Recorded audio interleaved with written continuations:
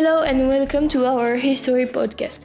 Today we're going to be talking about the First World War, celebrating the memory of those who lived through this conflict. To do this, we'll be learning about the First World War from the trenches to the hospitals, so get ready for an enriching and captivating podcast. During this podcast, we will also talk about the Battle of Fromelles, a battle that was particularly short-lived, beginning on 19 July 1916 and ending on the following day, 20th July 1916. The Battle of Fromelles pitted British and Australian troops against the German army.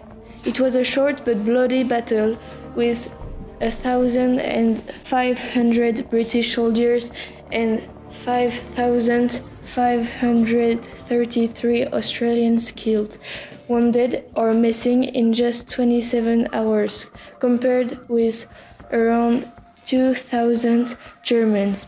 This disaster is considered to have been, and I quote, the worst 24 hours in Australia's history.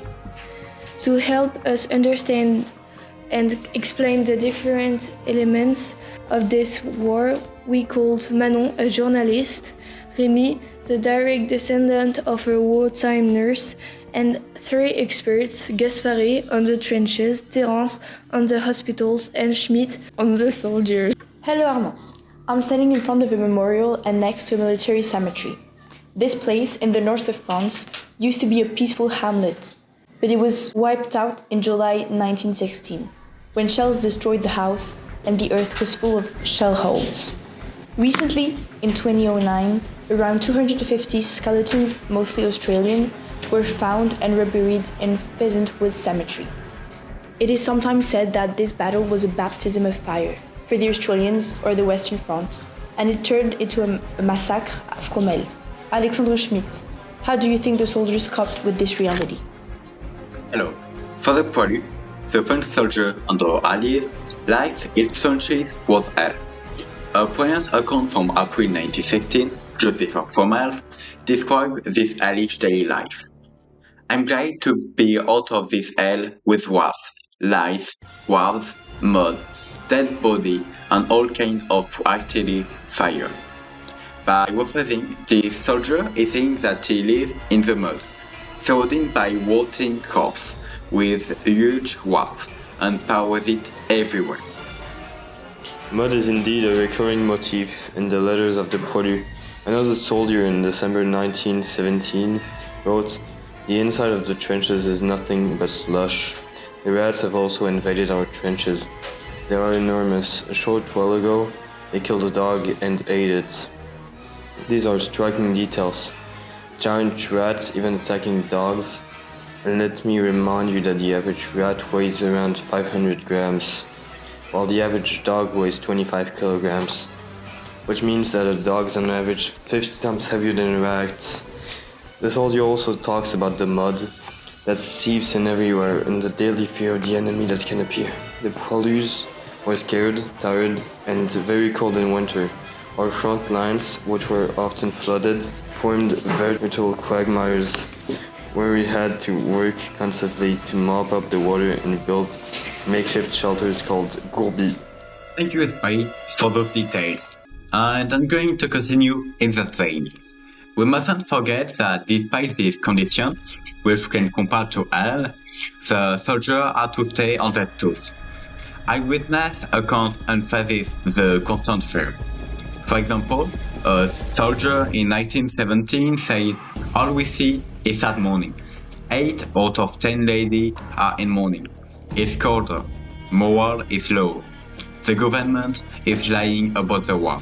To conclude the section, conditions were unfavorable, morale was at its lowest, living conditions were disastrous, and this reflected in the soldiers' letters and diaries. Thank you very much Gaspari and Schmidt for all this information. Now let's move on to the medical part of the podcast. Terence, can you tell us about conditions in hospital and the role of nurses? Hello, I totally agree with what my two colleagues said earlier. And fortunately, the volunteer nurses who were nicknamed the White Angels tried to ease this hellish situation. I quote, tens of thousands of women enlisted as nurses to help French soldiers between 1914 and 1918, which proves the importance of these women in the First World War as a whole.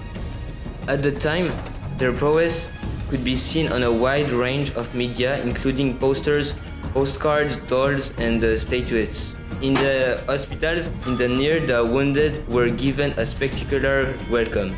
For example, Nurse Geneviève Lestrons at Biarritz Hospital wrote in her diary, when they arrived from the train, the wounded had 4 days' worth of dressing and were often dirty.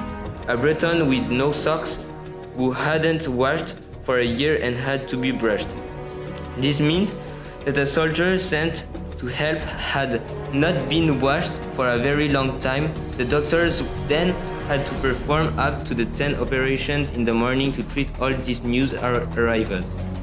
And there weren't many comforts, difficult hygiene, lack of medicines, and dozens of amputations every day. The nurses sometimes also had to deal with sick soldiers, not just wounded, victims of dysentery or pneumonia due to the conditions at the front.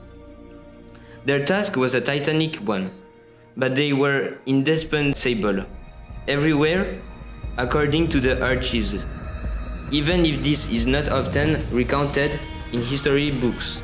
Thank you very much, Terence, and above all, a very big thank you to the White Angels.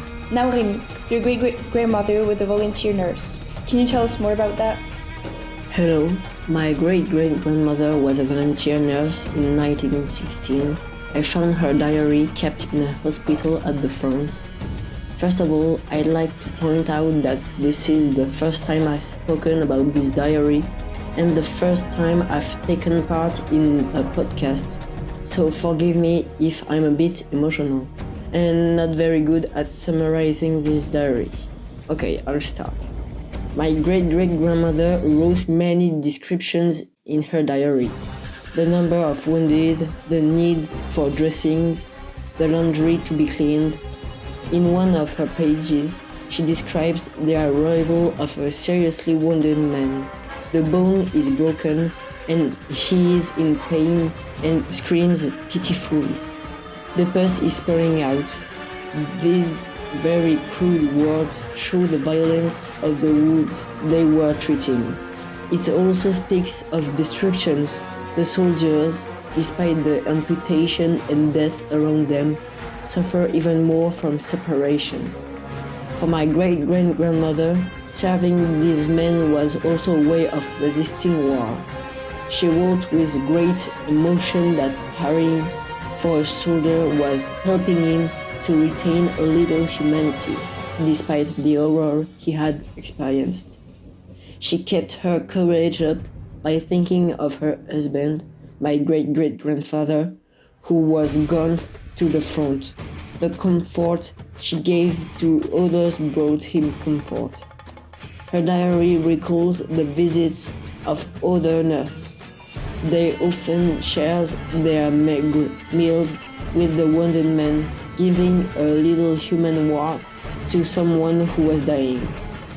It was the spirit of solidarity that reigned in this makeshift hospital. Thank you very much, Rémi, for that moving account, which was very well told. Thank you very much. Your testimonies have allowed us to see how terrible the war was for those who experienced it, and yet their courage was immense. Gaspari, Terence, Rémi, and Schmidt remind us that behind the dates and numbers lie the lives of women and men, soldiers in the mud of the trenches, exhausted nurses in the hospitals. We were able to understand the harsh reality of war, as some witnesses said.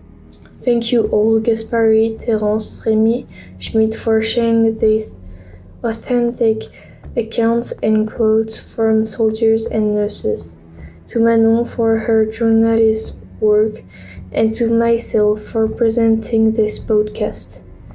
And thank you, listeners, for having listened to us.